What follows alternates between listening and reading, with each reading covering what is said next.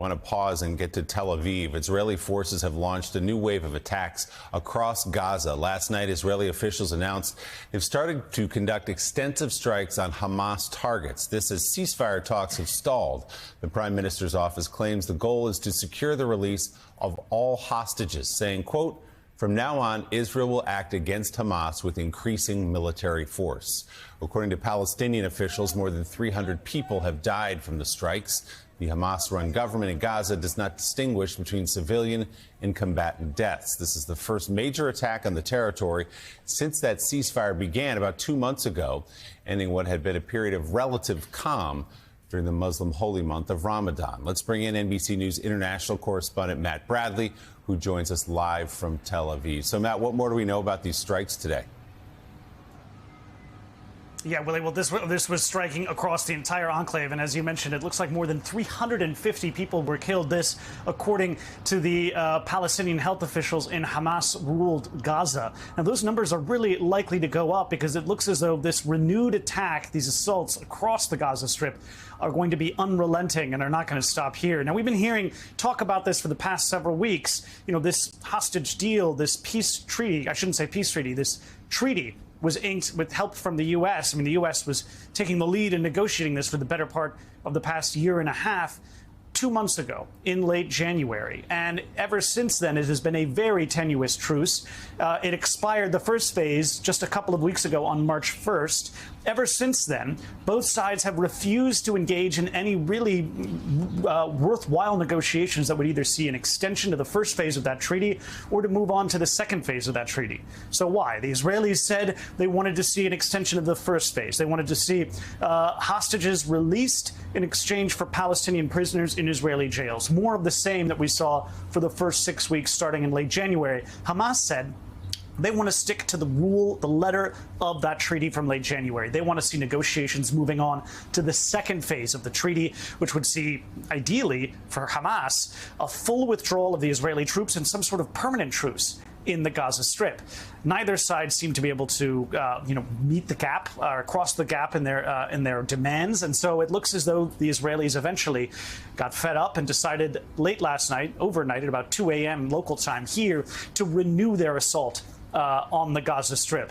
Now, we haven't heard. We heard that Hamas said that this is a violation of the treaty from late January, but this is something that is probably going to get worse and worse. We're going to continue to see attacks by the Israelis. As you said, we've been hearing extremely bellicose language, including from the Minister of Defense, Israel Katz, saying that they're going to rain hell on Hamas. This really just goes to show there's a big change here. We've seen the Israelis cutting off aid several weeks ago to the Gaza Strip, which saw a huge spike in prices for food in the Gaza Strip, which was already suffering from famine-like conditions before that treaty in late January. Then we saw them cutting off electricity, which all but shut down a desalination plant that so many Palestinians in the Gaza Strip had relied on for fresh water, leading a lot of them to resort to drinking brackish water. And the United Nations warned that 9 out of 10 people in Gaza didn't have access to safe, clean water. Well, now the situation is about to get much, much worse. We haven't heard much about ground operations yet, but we can expect to hear a lot more. The Israelis had said that they're specifically targeting mid-level Hamas commanders. So it looks as though they had some time to think about who to strike, hone their targets. And we had heard this last week from several media sources saying that they have a kill list, that they've expanded, the Israelis, and they know exactly who they're going after. So it looks as though, according to Israeli and foreign media, that they had a plan for the past several weeks about how to re-enter this fight. And it looks like we're seeing that plan being activated in the Gaza Strip.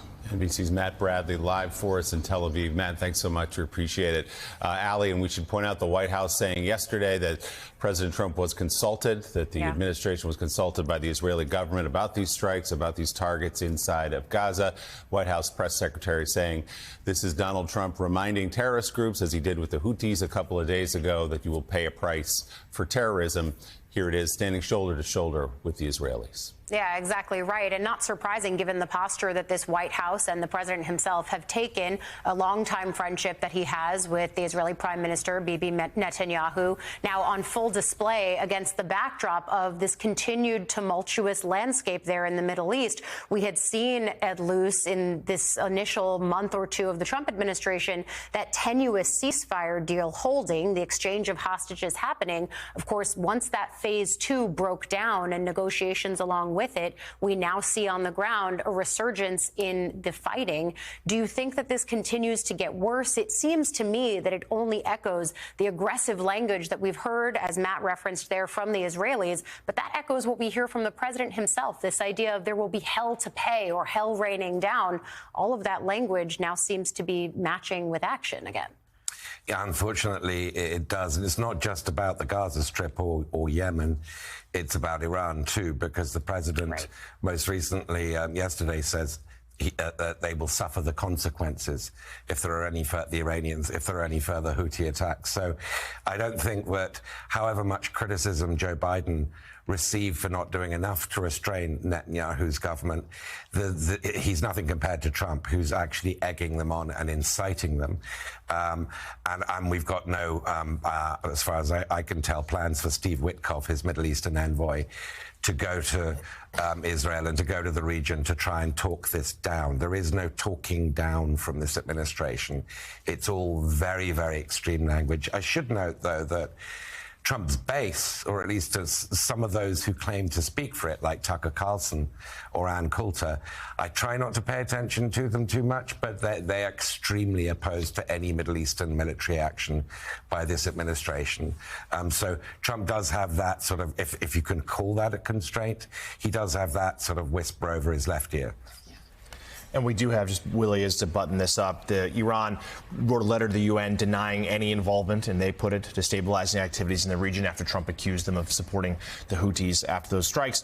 And a statement from the National Security Council from the Trump White House saying Hamas could have released hostages to extend the ceasefire, but instead chose refusal and war. So clearly, the White House is suggesting that Hamas is responsible for this breakdown in the ceasefire and the talks and the resumption of Israeli attacks. And Israel saying explicitly these attacks are only going to increase from here.